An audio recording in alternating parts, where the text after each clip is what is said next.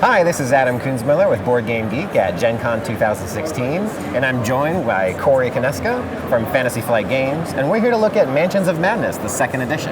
Yeah. So, walk me through the second edition. Sure. So, I mean, Mansions of Madness, it's a game where all the players take on the role of investigators, and you've been sent to some creepy location to investigate some sort of horrors that have spilled into our world by some horrible incident, of course. The second edition is different from the first one in the sense that it's a fully cooperative experience, so we're all working together to try to solve a mystery.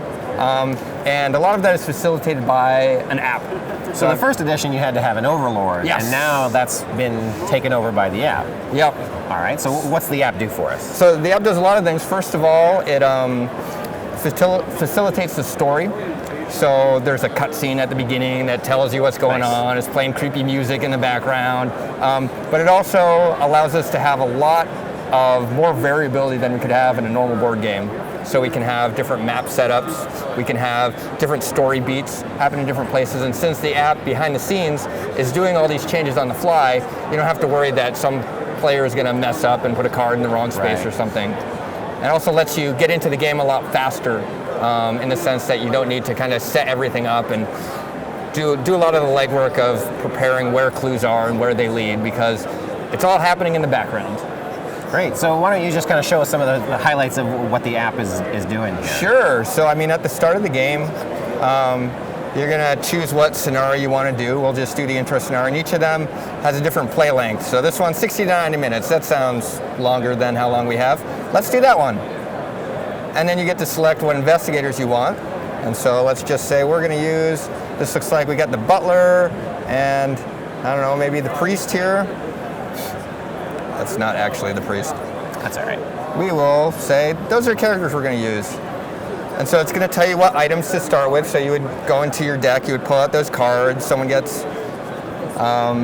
brass knuckles and the flare gun. We just split them up however we want. So normally this would be done by shuffling all the different decks together. Yeah, people would draw some cards. Draw certain cards from this deck and certain cards from that deck. This can make sure you get the right number of weapons or spells or whatever makes sense. And at the start of the scenario, there's a little intro story, which if it was a little louder, you would hear some narration in there that explains like where you're coming from. We've been investigating this thing for a while, and we get a call on the phone. I should just narrate this whole thing. The telephone rings, you answer, and hear the panicked voice of an older man. Is this the investigator who visited the Vanderbilt estate? You flip through the files on the desk. So have you guys found that using the app has actually streamlined the game a little bit too? Absolutely, yeah. I mean, it's really easy to teach this game because all you need to know is what can I do as a player? What can I do on my turn? And everything else that normally happens kind of outside your turn, all those cleanup steps, they just happen. Yeah. It's just tells you, hey, so-and-so got attacked. Here's how to resolve it. It really holds your hand. And is the app required to play the game with this edition? Yep, you need the app. It's on, you can get it on a tablet, you can get it on your computer for free download.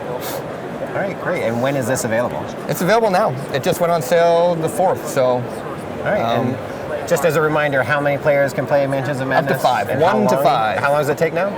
Anywhere from 60 minutes to 360 minutes, depending upon the scenario you choose. Great. So a lot of options there. Yeah, you want a day-long event? That's up to you. All right, great. Well, once again, that was the second edition of Mansions of Madness. And so then the app will tell you which tiles to place out, and it's going to show you how to explore it. Looks like these are really nice tiles too. Yeah. Remember, past editions have struggled with like warping of these and stuff too, right? Yeah, these ones are really nice. Thick and chunky. So it tells you where to place your characters, what tiles to put out. And there's all sorts of flavor text of what to do.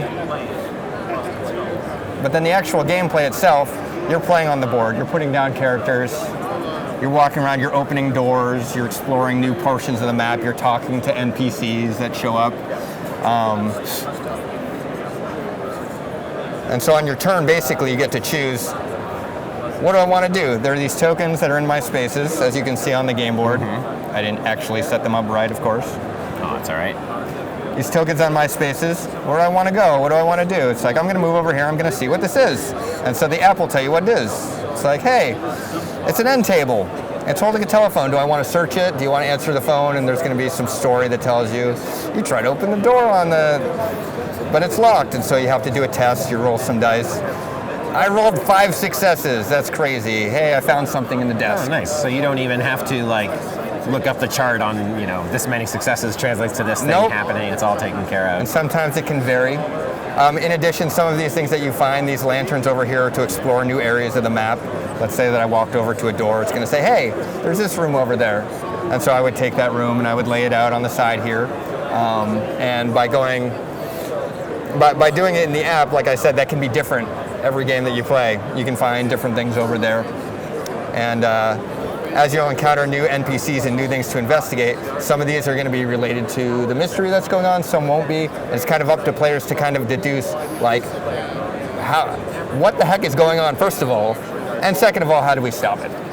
Cool. Well, awesome. I wish all chunky co-op games came with an app that just ran it for me. That would make everything so much easier. I love seeing that. So awesome. Well, thanks for running us through it. Yeah, thanks for having me.